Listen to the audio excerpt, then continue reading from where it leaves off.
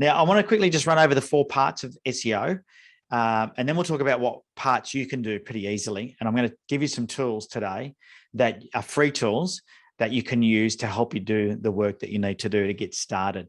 And in fact, some of you, depending what niche you're in or what industry you're in fact, can you just put that in the chat box for me? Just put in what industry you're in for me. But it will depend on what niche or industry you're in as to how easy it will be for you to rank for a certain keyword. And we'll have a look at being able to ascertain how easy it will be as well. Okay, I'll show you how to work out what keywords to use today as well. So pretty exciting. But let's look at the 4 different parts. So the first part of SEO is on-page SEO, which is essentially your website. So it's making sure that all your pages are well written. Now, in the old days, if you've got an older website, they used to build websites and they used to do what was called keyword stuffing. In some cases, what they would do is they would put the keyword on the page several times and make the keyword the same color as the background. So it couldn't actually be seen, but Google's robots could still crawl it and read it. I think that anybody doing that these days, that's called a black hat. So if you've ever heard of the term white hat and black hat, white hat is doing the right thing that Google likes, and black hat is doing things to trick the system. And what happens is every year, Google will do a core update, and that update will be to stop the black hatters. So if you have got a website that's got this color, this color coded or hidden text on it, for example, you actually get penalized for that now. So you've got to be really, really careful. So you want to make sure that your pages are all well written. You don't want to deliberately stuff it with keywords so they're not readable. You want to make sure that it's a good experience when people deliver your website. If a page is not well written, it will not rank. Google doesn't want to give people a bad experience. So you want good content. You want the right keywords on there, and regular content as well. So having a blog or something like that is very, very important. And we'll look at the benefits of that shortly and how that works in SEO. The other thing is you want to make sure you're using meta tags and titles with keywords. Now, meta tags are sort of saying are less relevant these days as to what they were, but I'm going to show you why they're still very relevant to getting traffic to your website. Because remember, we're talking about getting you up on the listing on Google, but we also want to get the click, right? We want to earn the click to our website. And so the meta tag really helps us do that. So does the title. And so there's some little tricks that you can do to make sure that all the information on your website is going to help the search engines decide where to place your website when somebody searches for something. And so keywords are the key thing. The other thing is even things like images, right? So when you put an image on your website, the name of that image is being ranked. So you want to make sure that you put keywords in those images if they're relevant. Even if people aren't doing an image search, the image is still, if it's got a keyword in it, and it's called an alt tag. So you might see where you can put an alt tag on a website. Also, though, even the image name. So I've seen people uploading 12345.jpg. You're better off naming that with a keyword or something that's relevant to what the picture is. So it does turn up in search results. And that even if people are doing an image search, they could end up on your website because they're looking for something. And then once they're on your website, you can do retargeting. Maybe they'll opt into a lead magnet. There's all sorts of things that you can do then. So on-page SEO is the first part of SEO that needs to be taken care of. The second part is then technical SEO. Now, this one's a little bit harder for you to do. Depending on your own technical skill set, right? And you want to make all the technical parts of your website better so it will rank higher in search engines. So a big factor is how quickly it loads. And so we see a lot of people that build their own websites using things like WordPress, and then they add lots and lots of plugins in because it gives you the functionality of some high level coded website. The problem with it, every time you put a plugin onto your WordPress website, it actually slows it down. It slows down its loading time. Things like image size is something that you could definitely do. That's a technical SEO. If you've got large images that take a long time to load, you can actually reduce those image sizes down. And most image editing software now will allow you to export them for web. Right. So usually what people do is they'll put an image on their website that is what's called 300 DPI or dots per inch. That's a printing quality. On the web, you only need 72 or maybe 144 dots per inch for a retina display.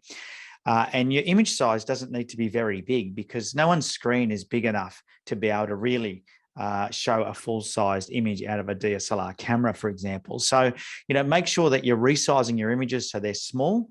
and you want them to be, small enough that they load fast. And I'm talking about in kilobytes, not megabytes. So you might try and make them under 250 kilobytes each, and that way they'll load nice and fast. So things like that is technical. You want to remove errors. What happens on a website quite often is that over time, people make changes to their website, and you might have, let's say you have a page with a link to another page on it.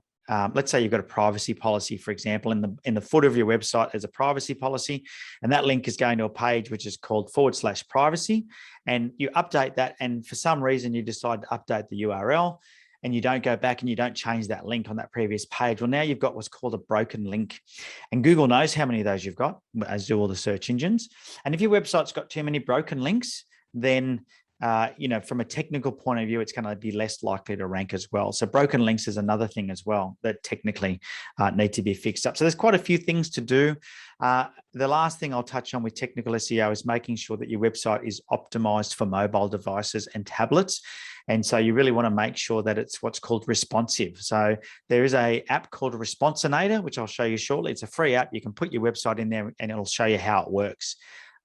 In a mobile device. You can simulate phones, tablets, different types of phones, different orientations, etc. So that's the more technical stuff. So that's the second part of SEO. The third part of SEO is getting a bit trickier now. This is called off-page SEO.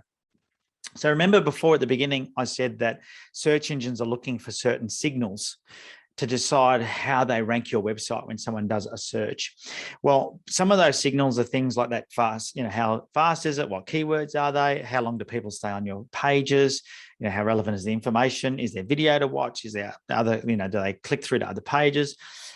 But a lot of the signals they're looking for now aren't even on your website. And this is where SEO gets a little bit trickier, because what you want to do is you want to make sure that you understand what type of signals the search engines are looking for. And one of the major factors is, are people sharing your content? Number one, right? So, if you've got share buttons on your content, that is a way to help people share it. So are people sharing your content? Is it a good piece of content? So for example, you might write a really nice article about how to do something that's super helpful, and then people are posting that link around the internet. Well, the search engines know that. And so if that's happening, that's a signal that your website is a good website. Another way is for you then to have links back to your website. So these are called backlinks. You might see that term above my head there. It includes earning backlinks. Now, what a backlink is when somebody else refers to your website from their website. So for example, let's say I have an article on my website of the top 10. I can see that Tim has said he's in videography, website creation. So he's in videography, for example. I might have an article about the 7 reasons why video is important in your marketing. And then maybe Tim's got an infographic on his website that's really cool that has this, the 7 steps. So I might just link it back to Tim's website. That would earn him a backlink.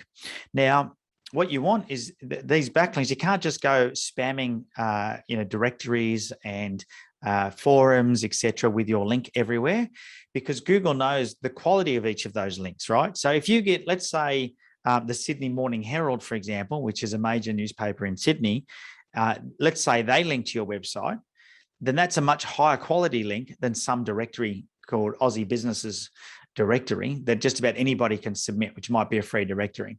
So, it depends on the type of link that you've got as to what signal that sends to a search engine. So you need a mixture of them all. You do need to be in the directories. It does help. But the best type of links to get are those that are really hard to get, because 2 things happen. Number one is it sends a different signal to the search engines, but you also know it's going to be hard for your competitors to get. So a good place to start with that is think about all the people that you know or are related to or work with, and ask yourself, do they have articles online that you could write something that they could link back to you? So a classic example, and I'm just thinking off the cuff, let's say, I'll use Tim as an example because he's going to let us use his website in a minute for us to do a bit of a quick live audit on. Let's say Tim's brother works for Westpac and he's in the marketing department, and Westpac Bank have a business tips on their website with articles that are published every single month, which they do, by the way. Most banks do. He could say to his brother, can I write an article? And his brother goes, yep. And so he writes an article for Westpac and he'll get a link back to his website. Now, that would be hard for most people to get because Tim would have earned that link because of the relationship because he's family. But this is the way to think about it, So I always say to people, if you want to get smart with SEO, with backlinks, the first place to start is to go through all the people that you know, have a look at, where they work and what sort of platforms or what opportunities they have online. And if you can submit a good quality article for their website, then do it. And it's called guest posting. Or guest blog posting. This is what it's actually called. And it's where you can, and so this is why you might submit articles to other types of publications like I think SavvySME.com, for example, or entrepreneur.com, or any of these publications, any websites that rank really well. So even if you do a search online, have a look at the publications that rank really well on page 1 for a search about something that's maybe related to you or targeted at your target market. And if they show on page 1 and they take guest articles, and you'll know that just by looking at their website, then submit a guest article. Now, a lot of websites will actually have a link down the bottom in the footer saying, apply to be a guest contributor. So you can always do that. If they don't have that, just go through the contact page and send a message to you and say, I'd love to submit an article. Sometimes it's even better to have the article already pre-written. So I've written this amazing article, let them know it's been published nowhere else because they won't want duplicate content. And then you can submit that article and hopefully somebody will publish it and they'll link it back to your website. So all you do is just say, you publish this article. All I want is for you to link back to my website in the bio. So that's some off-page SEO for you. So essentially, there's some of the signals that they're looking at, along with, people ask me about social media. Social media is not a big player in it, but from what we've seen with our clients and from, just different statistics on the net, is that consistent social media use is helping with SEO.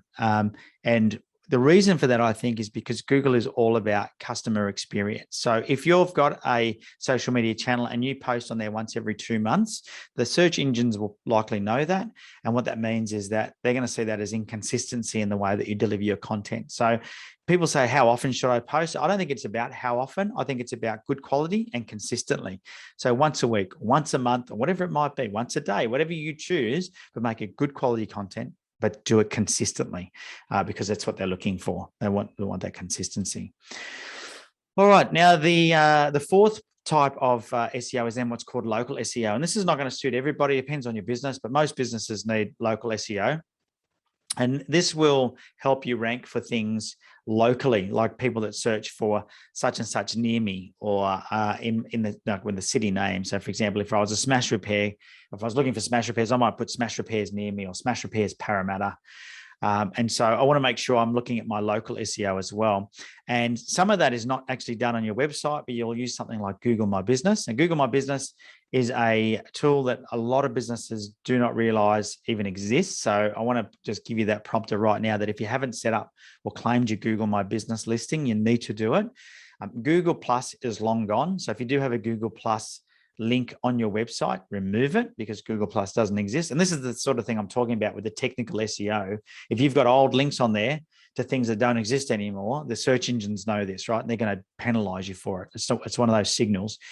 But Google My Business is a great way to optimize your business for local SEO. So you can put all the locations into Google SEO that you service. You'll have your web address on there. You can put articles, photos, information, products, and you want to, once again, Google is looking for consistent updates on Google My Business. You can't just set it up once and leave it. It needs to be maintained and looked after.